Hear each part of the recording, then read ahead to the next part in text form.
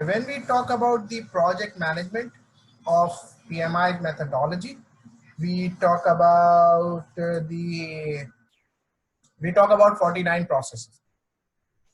These are processes which are grouped in two things, which is 5 process groups and 10 knowledge areas.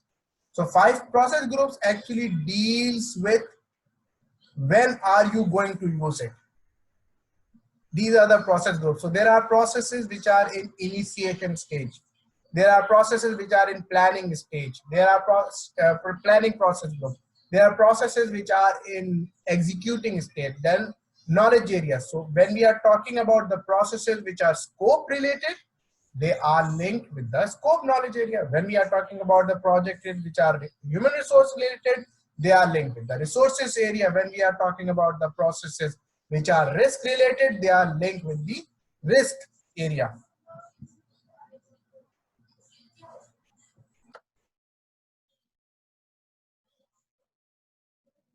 Initiating, planning, executing, monitoring, controlling, and closing.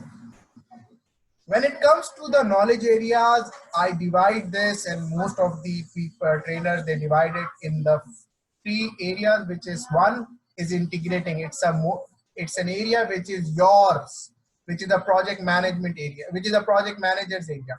You can have a consultant for a costing. You can have a consultant for as a business analyst.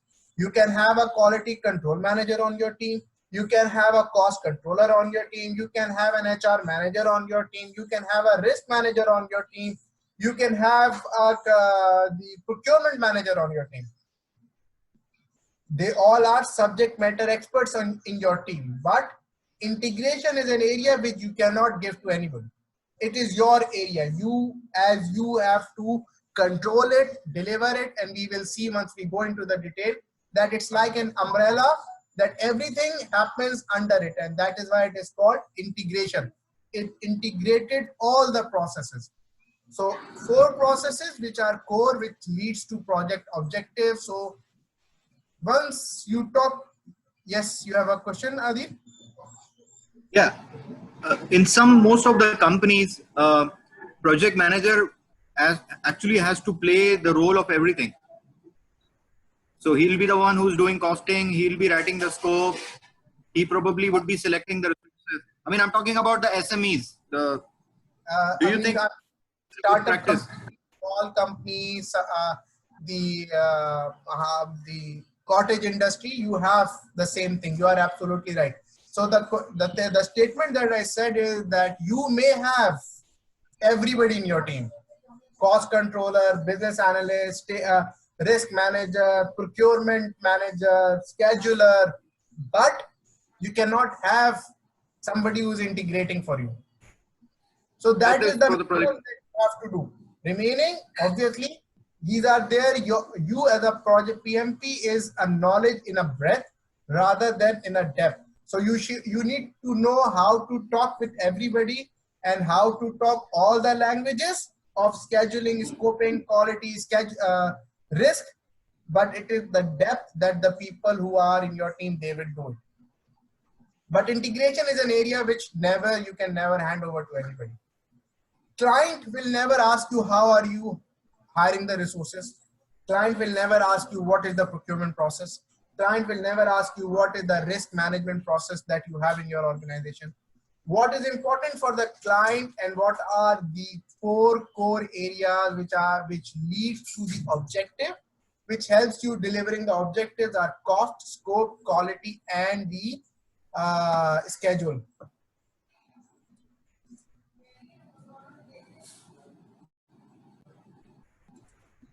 Okay. All other are supporting. You may have a human resource department, so you will deal with them. You will tell them what kind of the resources I need, what is my budget, what is the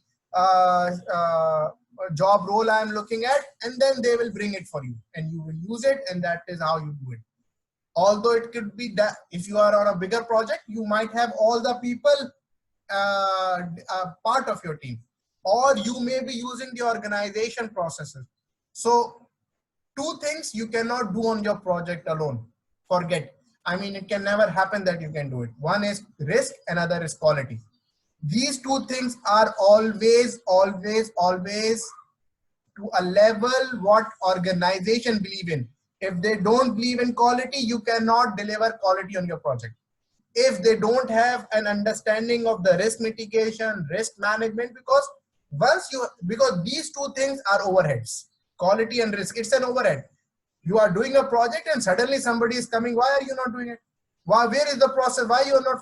I mean, I can without a process can deliver a product, but there is no way that I can make sure that I am doing the right thing, Adil is doing the right thing, and Mansoor is doing the right thing. But if you have a quality control person, he will make sure that all of us follow the process. So every time when we have this keyboard, it will be of same quality. It's an overhead.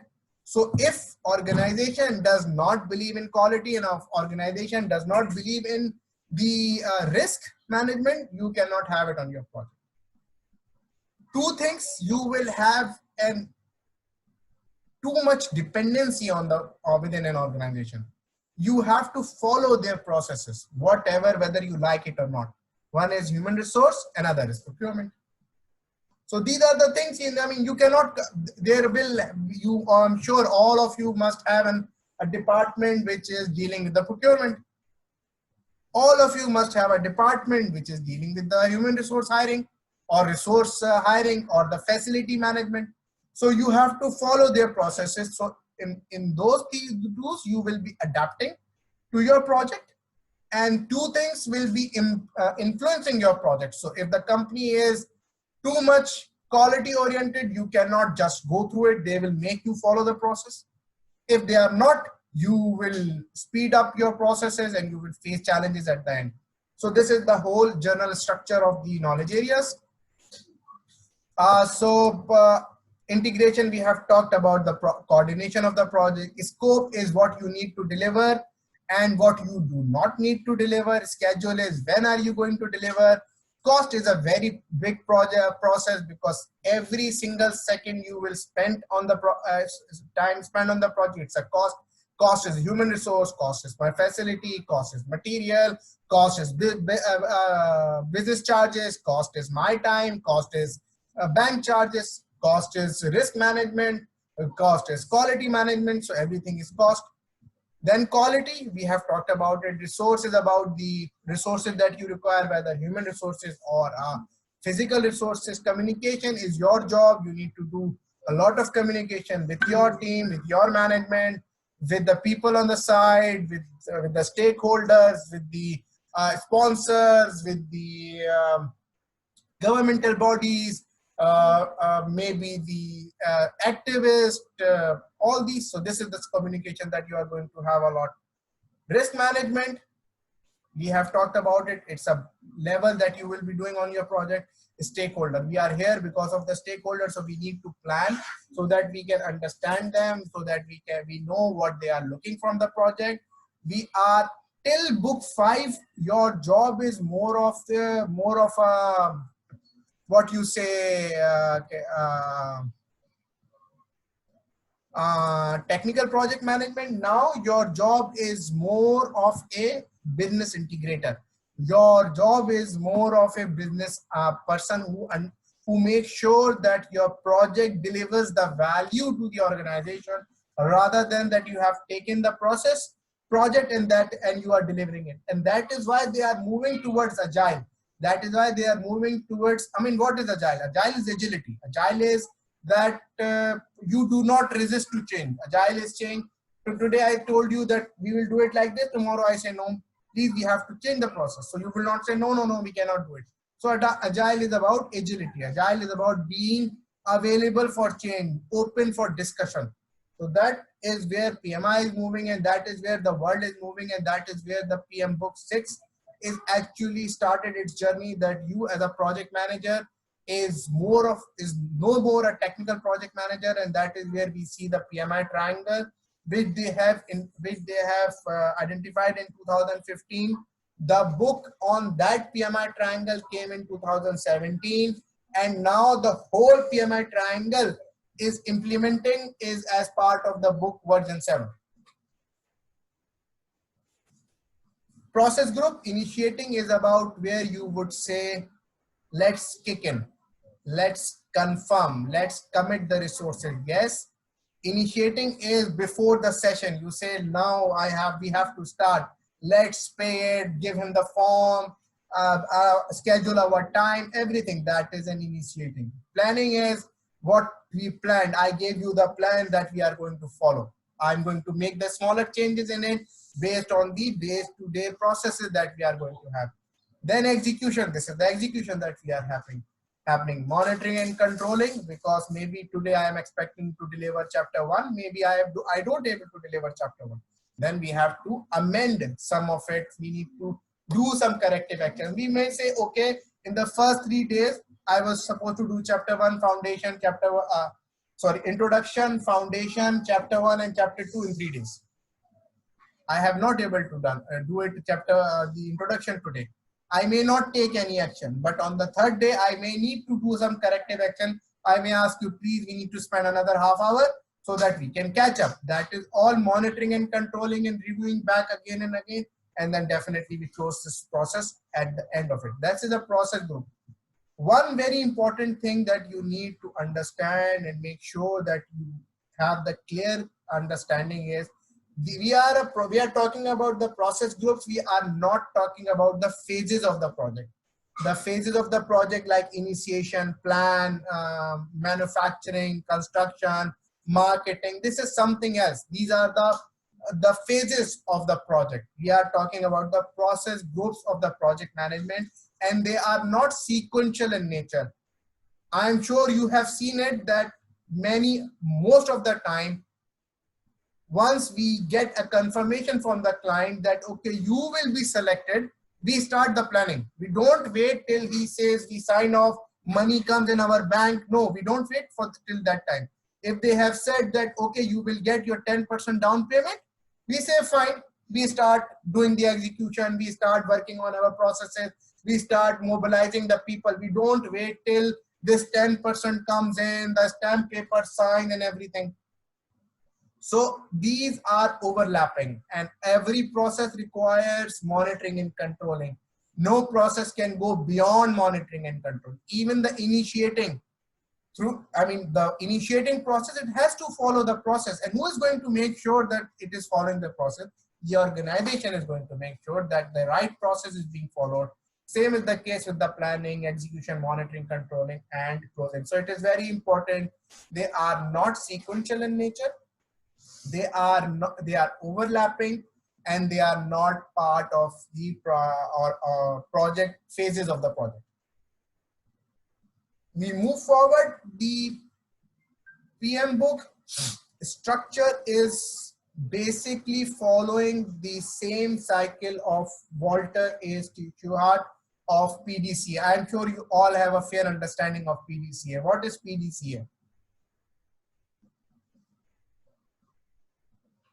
Yes, PDCA. Go ahead. Yeah. So it's, as I said, it's plan, do, check, act. So basically, it lays out like your basic foundation for executing activities, where before you do anything, you plan out exactly what it is you intend to do, what sort of activities are required to do so. Then you actually execute it. Once you've performed your execution, you need to verify to make sure it has actually it will actually achieve the goals that you're intending to achieve. And then once you've determined that yes, this is the way that we're planning to go forward, then you actually put it into place. Okay. Yes, Adil and Mansoor, do you want to add anything into it?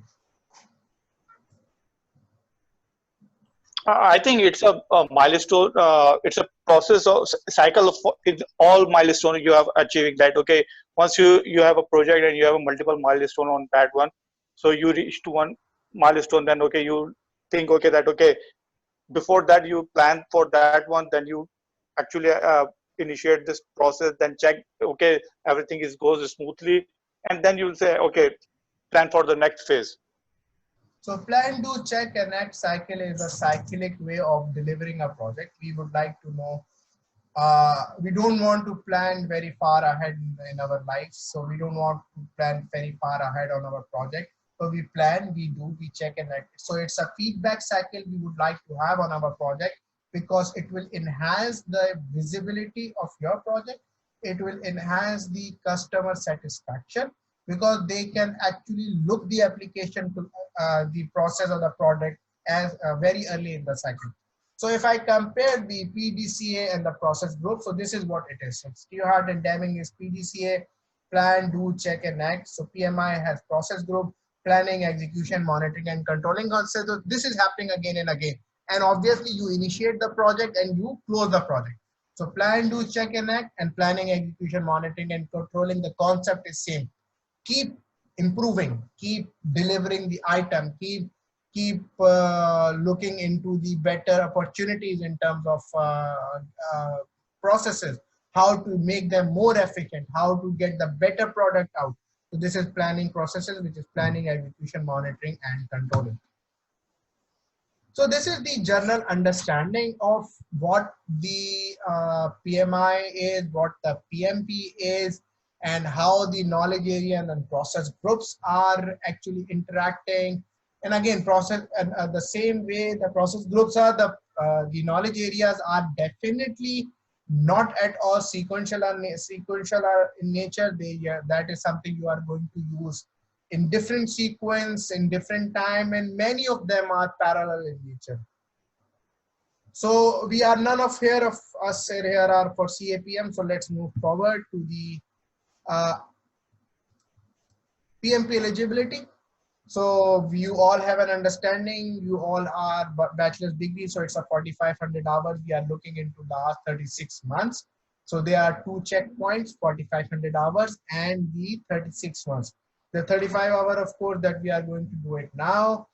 Technically, the final cost of the examination is $550 or $555, because you open the 400, if you become a member, then the exam becomes 405. The membership cost is $139. But once you are the member, then you can access their free seminars, which are very important or can be helpful for your CCR cycle. After the PMP, you have to renew it every after 3 years.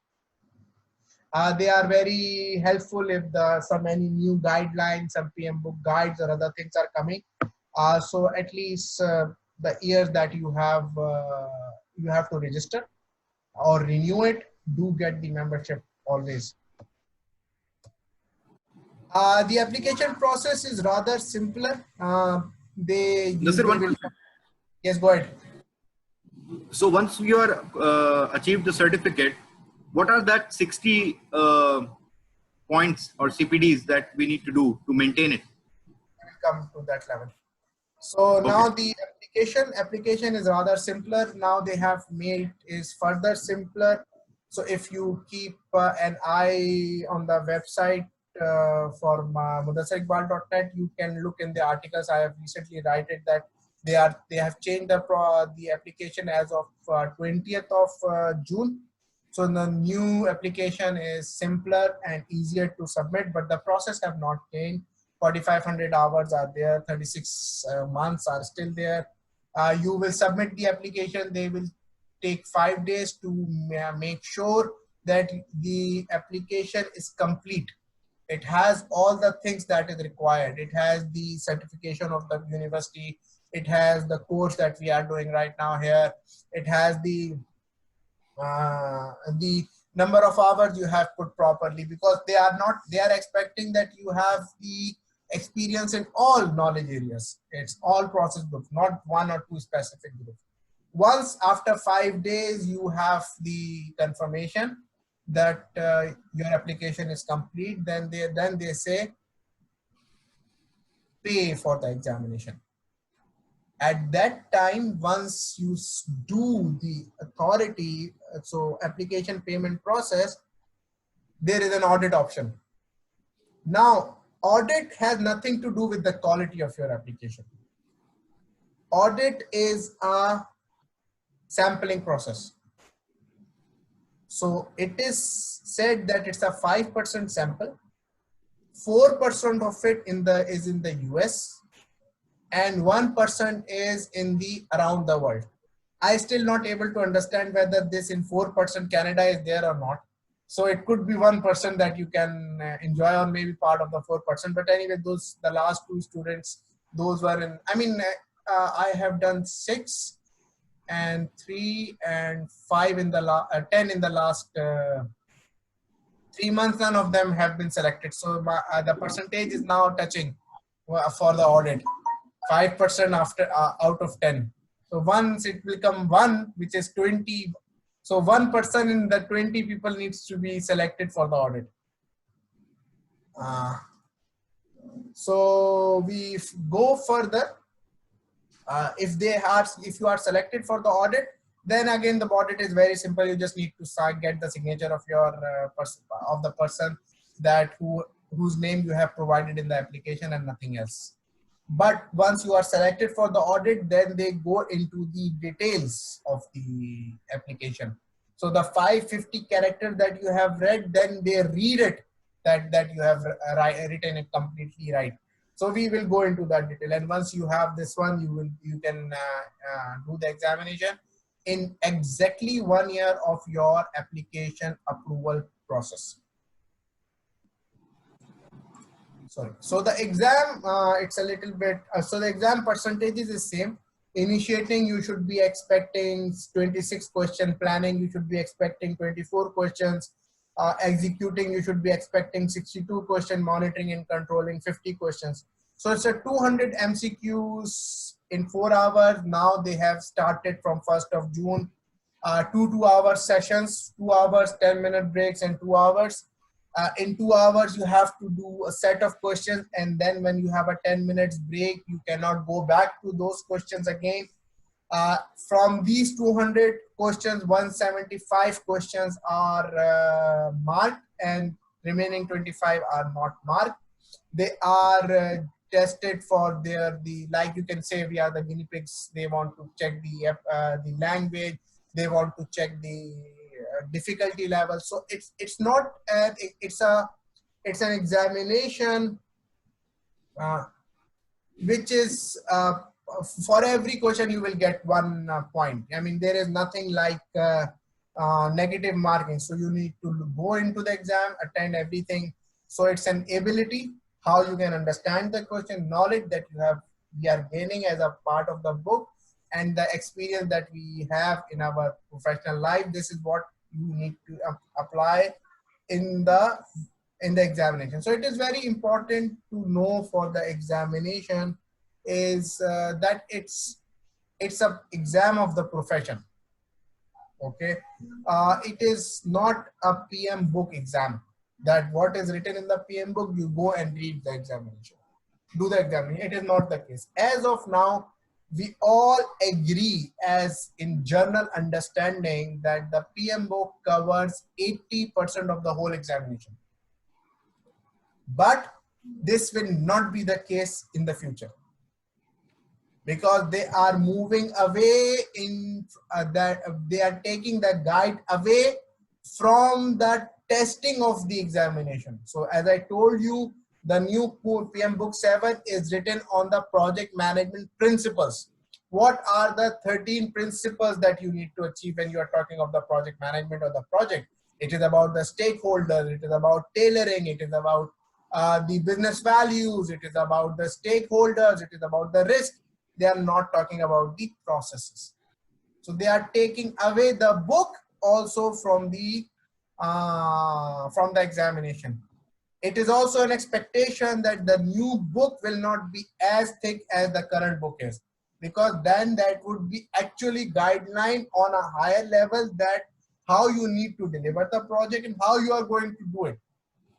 What is an execution style, which is this book is dealing? What are the processes which this book is dealing? It is not there. So this is a PMI talent triangle. The PMI introduced this in 2015, technical, leadership, and strategic and business. This is the CCR cycle that Adil had a question on. So every 3 years, So the new examination is completely on this basis. Technical 50%, business 8%, and pro people I think is in 42%. This you can see in the later slides. So once you are part of the PMP, you need to provide them 60 PDUs in each of this, not each of this as a whole component, minimum 8 in every area. And there are some other rules like giving back cannot be more than 25. Education can be must have a minimum of 35. Your job that you are doing is not more than 8 points. But these are, I mean, these are changing cycles. So we will, whenever you will do the renewal or once you pass the examination, you will actually download their document how to do the CCR, and then you know what are the categories that they are looking at. 2 books that you need to definitely read today. Understanding is one is called PMP Handbook. It will have the audit process, fees, cancellation, testing center, exam day, result analysis. So it's a psychometric result that we are looking at. It is not, it doesn't have any percentage of passing that you will pass in 62, you will pass in 65, you will pass in 67. No, it is not going to happen.